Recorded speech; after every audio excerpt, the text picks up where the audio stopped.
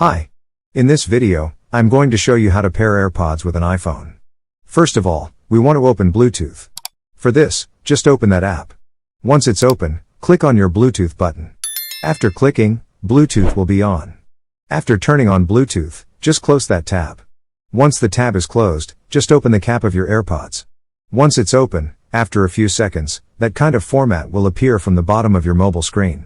You can see there is an option of Connect available right here. Click on it. After clicking, it is saying to press and hold the button located at the back side of your AirPods. So, just press and hold for 2 to 3 seconds, and that kind of format will open in front of you.